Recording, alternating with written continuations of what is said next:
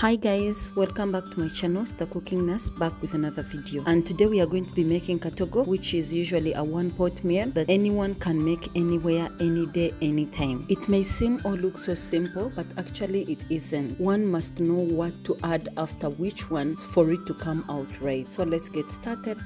We will need the bananas, so we are going to peel them and put them in a pot where we are going to cook them from.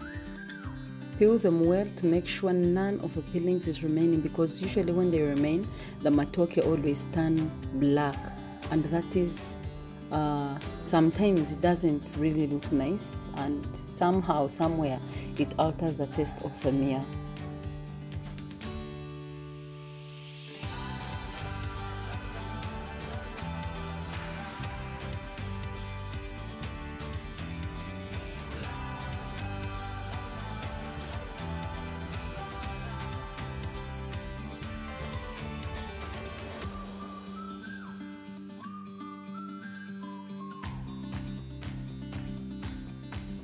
Now that we are done peeling, some people wash their matoke, but I will not wash mine because I don't really like washed matoke, since they actually taste different if you take time to understand them.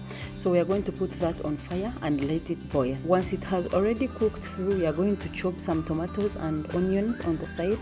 We add in some little water because the other water has reduced, and the base of this food is the soup of the peanuts or the G-nuts. We add in some salt according to how much food you have cooked, so we mix it well. And in our boiling matoke, which is almost ready, we are going to go in with this mixture and put them there before the G-nuts. The reason I am putting this is because I want them to first soften up and become tender, so that the matoke can infuse all the flavors and the salt. And usually when you put them together with the G-nut paste doesn't thicken up, and I love mine thick. So that is why I first boil this one, first cook it down so that it's soft before adding the G-nuts.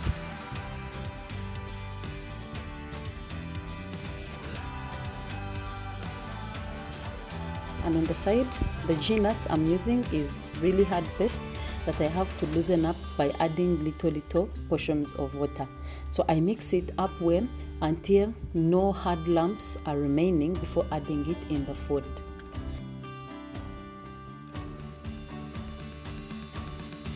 Now the tomatoes have been cooking for quite some minutes, and you can see they are really soft now and cooked through.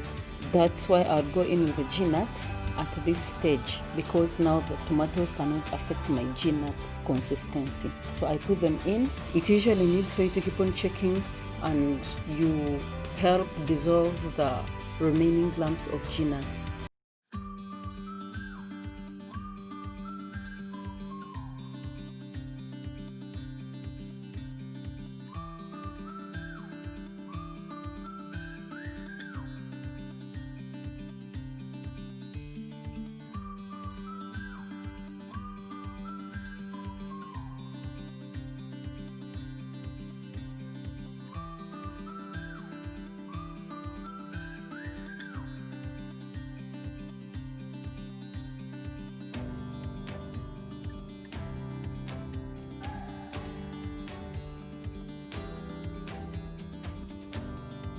And then of course there are some vegetables I do not add in before, because I don't want them to cook so much, like the carrots, the green peppers and the onions. I'm adding more onions because I want the raw flavor in my KATOGO.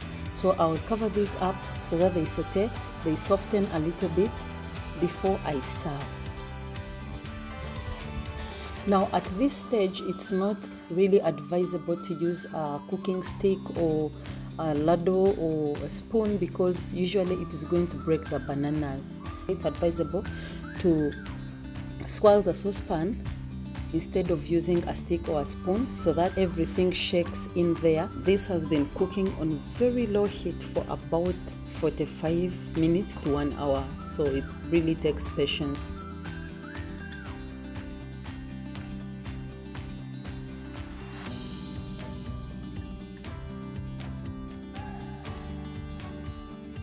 If you haven't watched my video about how to make G-nut paste, I'll leave a link in the description box.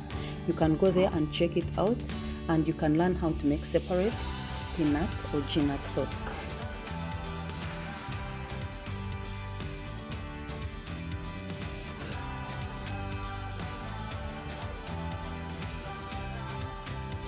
Thank you so much, guys, for watching. If you haven't subscribed, please remember to subscribe. Give this video a thumbs up if you liked it. You can also leave me a comment, and see you soon, because that's how YouTube works. Bye.